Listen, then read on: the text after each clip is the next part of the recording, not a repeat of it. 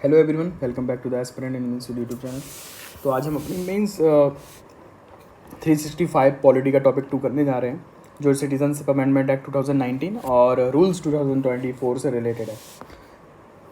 अब जो भी डाटा इन्फॉर्मेशन आपको दिख रही है, ये प्रीलिम्स पॉइंट ऑफ व्यू से ज़्यादा इंपॉर्टेंट है।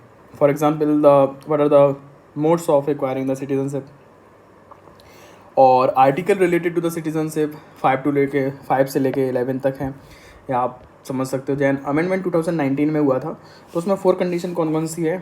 देन मेंस में ये इंपॉर्टेंट है कि जो भी इलीगल माइग्रेंट हैं उनके पास 4 कंडीशन फुलफ़िल करनी पड़ेंगी। ये फुलफ़िल करने की कंडीशन कौन कौन सी है, तो ये फुलफ़िल करने की कंडीशन कौन कौन सी है। 5 कंडीशन में 4 कंडीशन में है जिन पे उनको सिटीजनशिप प्रोवाइड किया जा सकता है इंडिया का। पहला है वो हिंदू हों, सिख हों, बुद्धिस्ट हों, जैन हों, पारसी हों, क्रिश्चियन हों, अफ़गानिस्तान, बांग्लादेश और पाकिस्तान से आए हुए हों before the date of December 31, 2014। बस कहाँ पर नहीं जाना उनको, ट्राइबल एरियाज़ में नहीं जाना है। ट्राइबल एरियाज़ कहाँ पर हैं, हमारे असम, मेघालय, मिजोरम, त्रिपुरा, या फिर जो 6 शेड्यूल में एरियाज़ हैं।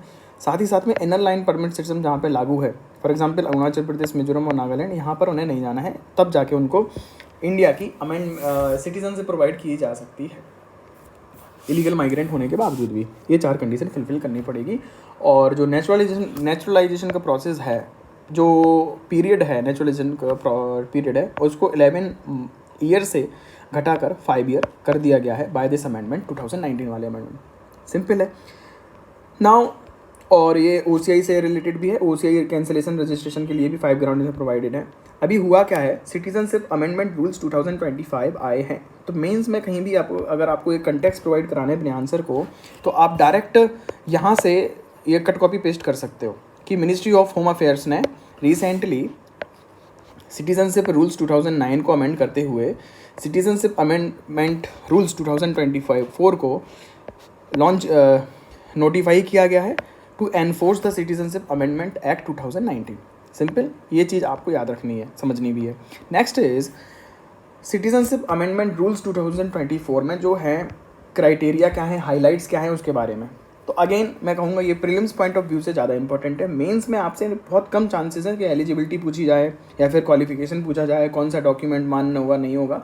ये मेंस में बहुत कम चांसेस हैं। बस इतना समझ लीजिए कि कौन कौन से एलिजिबिलिटी है कि हाँ, रजिस्ट्रेशन नेचुरलाइजेशन के लिए आपको इंडियन ओरिजिन का होना चाहिए, है ना, या फिर आपने मैरिड हो, किसी इंडियन सिटीज़न से शादी कर लिया हो, या फिर आप माइनर चाइल्ड हो, किसी इंडियन सिटीज़न के पेरेंट्स हो, आप में से कि आपके कोई एक पेरेंट्स हो।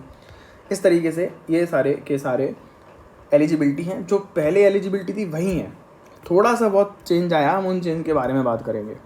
तो चेंज क्या आया, सबसे मेन रिलीजियस बेसिस पे माइग्रेंट को सिटीजनशिप प्रोवाइड कराने का बात। नाउ अब हमें ज़रूरत क्यों है 2019 अमेंडमेंट की, ज़रूरत क्या थी और रूल्स की भी ज़रूरत क्या है।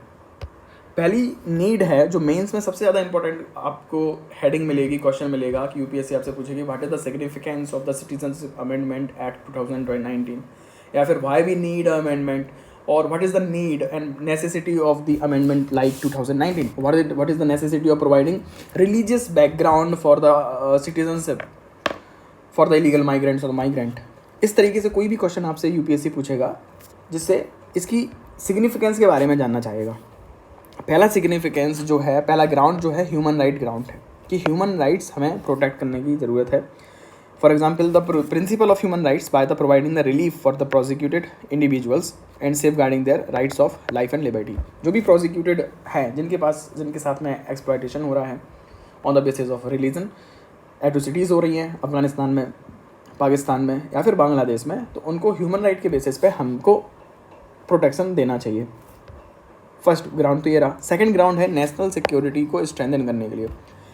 नेशनल सिक्योरिटी को स्ट्रेंथन किस तरीके से करें, तो यहाँ पे आप GS 3 का सिलेबस भी कनेक्ट कर सकते हो। National security bye amendment of citizenship 1955 act, कैसे सिटीजनशिप अमेंडमेंट ने कैसे नेशनल सिक्योरिटी को स्ट्रेंथन किया है। सिंपल है, आप इलीगल माइग्रेंट्स, जो इलीगल इमिग्रेंट्स हैं और प्रोसिक्यूटेड माइनॉरिटीज़ हैं, दोनों में डिफरेंस क्या है ये बताता है एक्ट, इसलिए एक्ट की ज़रूरत थी, है ना। तो जो भी परसिक्यूटेड माइनॉरिटीज़ हैं जिनका रिलीजन है हिंदू, सिख, जैन है, बुद्धिस्ट हैं, क्रिश्चियन है या फिर पारसी है, इन 6 धर्मों के लोगों को इंडिया में सिटीजनशिप प्रोवाइड कराई जा सकती है, जो पाकिस्तान से आ रहे हैं या फिर अफगानिस्तान से आ रहे हैं या फिर बांग्लादेश से आ रहे हैं। सिंपल हो गया। सेकंड ग्राउंड क्या है? National security. हमें इलीगल माइग्रेंट्स को अलग करना है रिलीजियस प्रोसिक्यूटेड इंडिविजुअल से, so we need that type of rules और अमेंडमेंट एक्ट।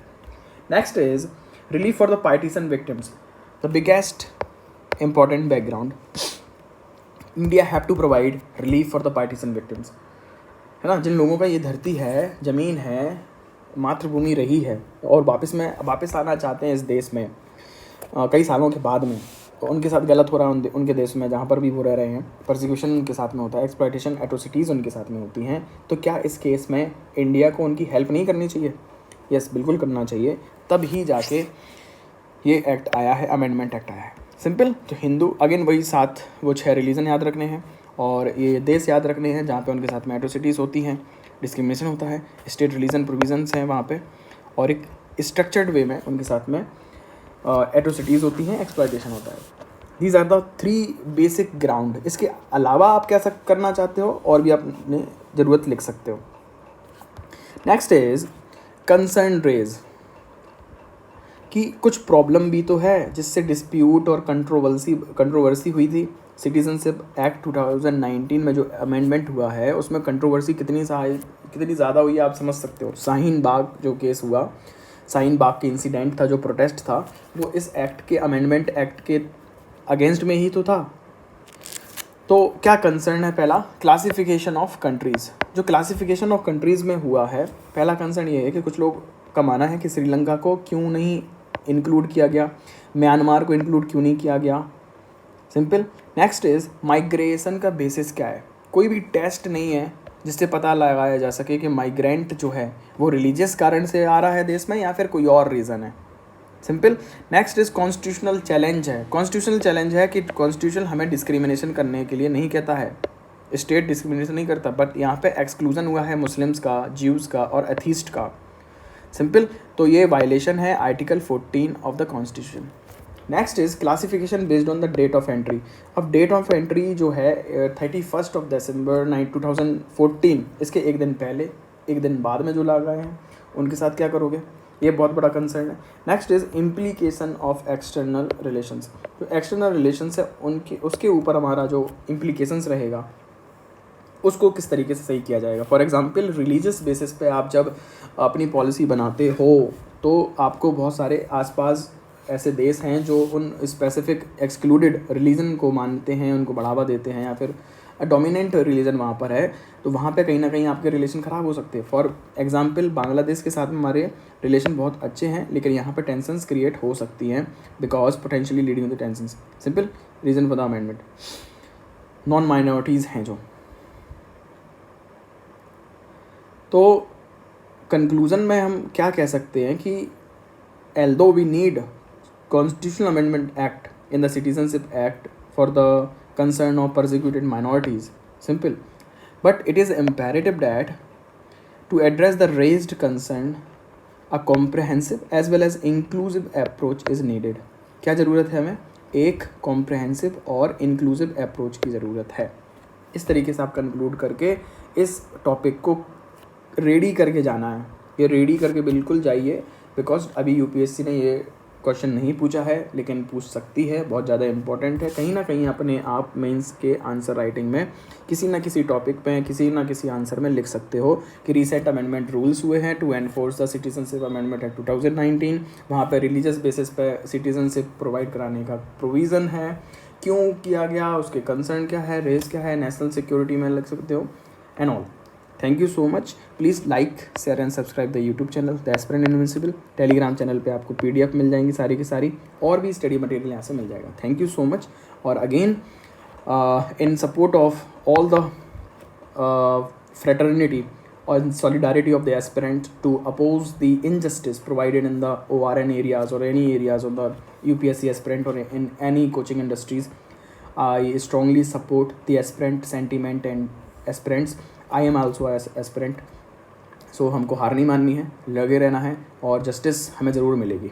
और आपसे एक ही गुजारिश है कि आपको कहीं दिल्ली जाने की ज़रूरत बिल्कुल नहीं है, और भी ऑप्शन है, बेस्ट ऑप्शन है, मैं वीडियो बनाने की कोशिश करूँगा किस तरीके से हम बिना दिल्ली जाए यूपीएससी क्लियर कर सकते हैं और उससे भी ज़्यादा अच्छा रिजल्ट ला सकते हैं कम पैसों में अपने घर के पास में रह के।